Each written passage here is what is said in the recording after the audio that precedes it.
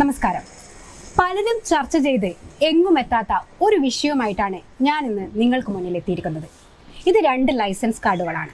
ഒന്ന് കേരള ലൈസൻസ് കാർഡും ഒന്ന് ബാംഗ്ലൂർ ലൈസൻസ് കാർഡും. ഇതിന് രണ്ടിലുള്ള വ്യത്യാസം എന്ന് പറയുന്നത്, ഒന്ന് ഒറിജിനൽ ലൈസൻസ് കാർഡ്, അതായത് എൻ്റെ കയ്യിലുള്ള കേരള ലൈസൻസ് കാർഡ് എന്ന് പറയുന്നത് ഒറിജിനൽ ലൈസൻസ് കാർഡാണ്. ഇത് ഡ്യൂപ്ലിക്കേറ്റ് ലൈസൻസ് കാർഡാണ്.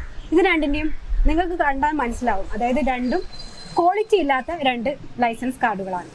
അതായത് ഒറിജിനലിൻ്റെ ഒരു രൂപം എന്ന് പറയുന്നത്, കേരള ലൈസൻസ് കാർഡ് എന്ന് പറയുന്നത് ഇങ്ങനെയാണുള്ളത്, ക്വാളിറ്റി ഇല്ലാത്ത ഒരു പേപ്പറിൽ. അതായത് ഇതിൻ്റെ ബാംഗ്ലൂർ ലൈസൻസ് കാർഡ് എന്ന് പറയുന്നത് നമുക്ക് എല്ലാവർക്കും അറിയാം, ATM കാർഡ് സ്മാർട്ടായിട്ട് മാറിയിരിക്കുന്ന ഒരു കാർഡാണ്.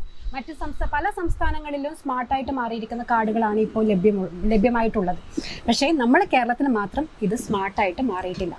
ഇതേക്കുറിച്ചുള്ള ഒരു ഇൻഫർമേഷനാണ് ഞാനിന്ന് പറയാൻ പോകുന്നത്. അതായത് കേരളം സ്മാർട്ടായി എന്ന് പറയുന്നതിന് മുൻപ് ഒരു കാര്യം പറയാതിരിക്കാനാവില്ല. ഇത് നമ്മുടെ ഡ്രൈവിംഗ് ലൈസൻസ്.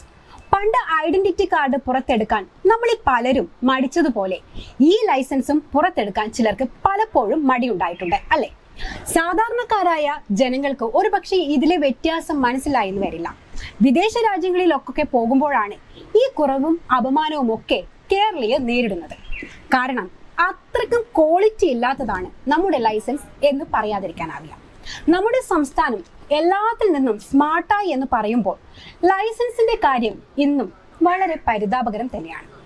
സ്മാർട്ടല്ല കേരളത്തിലെ ലൈസൻസ്. ഇനി എന്ന് മാറും കേരളം എന്ന ചോദ്യം മുന്നോട്ട് വെക്കാനുള്ളതാണ്. ആധാറും പാൻ കാർഡും സർക്കാർ രേഖകളും അടക്കം സ്മാർട്ട് കാർഡുകളായിട്ട് വർഷങ്ങളായി. എന്നാൽ നമ്മുടെ ലൈസൻസിന് ഒരു മാറ്റവുമില്ല. ഇതുപോലെ വളരെ ക്വാളിറ്റി കുറഞ്ഞ പേപ്പറിൽ അച്ചടിച്ച് നമ്മുടെ കയ്യിലെത്തുന്ന ലൈസൻസ് ഇനി എന്നാണ് മാറുക? ഇന്നൊരാൾക്ക് ലൈസൻസ് ലഭിക്കണമെങ്കിൽ ഒരുപാട് കടമ്പകളുണ്ട്, അല്ലെ? 10,000 രൂപയോളം ഒക്കെ കൊടുത്ത് ഡ്രൈവിംഗ് പഠിക്കണം, ടെസ്റ്റ് പാസ്സാകണം, പാസ്സായില്ലെങ്കിൽ ഡ്രൈവിംഗ് സ്കൂളിന് കൈമടക്കൊക്കെ കൊടുക്കണം. അങ്ങനെ പല രീതിയിലുള്ള കടമ്പകൾ കടന്ന് കയ്യിലെത്തുന്നതോ ഇതുപോലെ 5 പൈസ കൊള്ളാത്ത ക്വാളിറ്റി ഇല്ലാത്ത ഒരു ലൈസൻസ്. നമ്മുടെ അയൽ സംസ്ഥാനങ്ങളിലെല്ലാമുള്ള ലൈസൻസ് നോക്കിയാൽ നിങ്ങൾക്ക് ആ വ്യത്യാസം മനസ്സിലാക്കാൻ സാധിക്കും.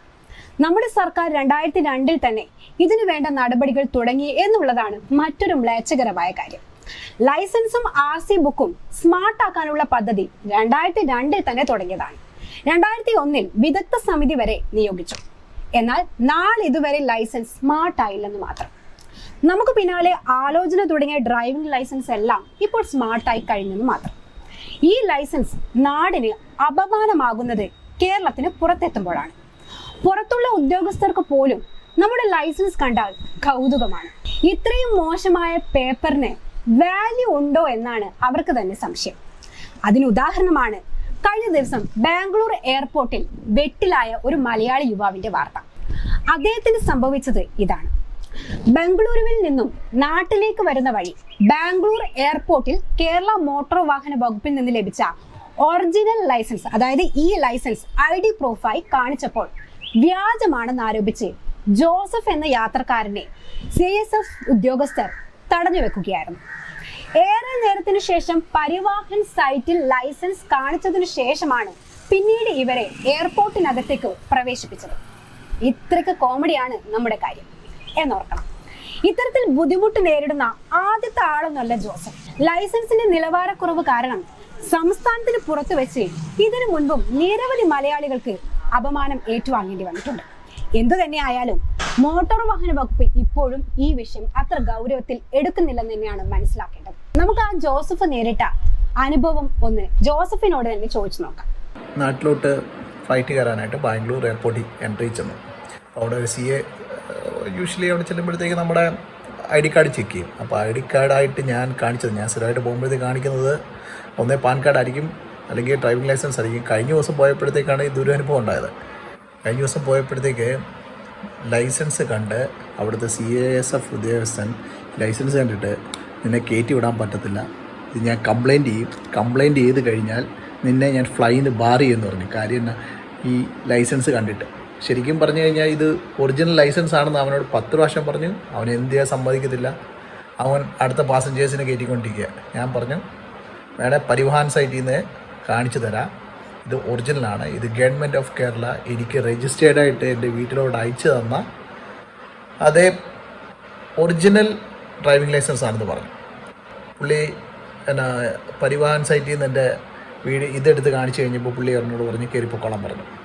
അപ്പം ഇതാണ് ഇപ്പം പുള്ളിയെ നമുക്ക് കുറ്റം പറയാൻ പറ്റുമോ ഇല്ലോ എന്ന് എനിക്കറിയത്തില്ല. ഇതെനിക്ക് രണ്ടാമത്തെ അനുഭവമാണ്. ഒരു പ്രാവശ്യം കൊച്ചി വെച്ച് ഇങ്ങനെ തന്നെ ഉണ്ടായി കയറിപ്പോയപ്പോൾ. പക്ഷേ കൊച്ചി വെച്ച് കയറി കഴിഞ്ഞപ്പോഴത്തേക്ക് അടുത്തിരുന്ന CF ഉദ്യോഗസ്ഥൻ വന്നിട്ട് പറഞ്ഞല്ലേ ഇവിടുത്തെ ലൈസൻസ് ഇങ്ങനെ തന്നെയാണെന്ന് പറഞ്ഞു. അയാളെ മനസ്സിലാക്കി. എനിക്ക് തോന്നുന്നു ഇത് നമ്മുടെ ലൈസൻസ്, കേരളത്തിൻ്റെ ലൈസൻസ് കാണുമ്പോൾ, അതായത് മറ്റ് സംസ്ഥാനങ്ങളിലെ ലൈസൻസ് PVC കാർഡിലെ ചിപ്പ് സഹിതമാണ് വരുന്നത്.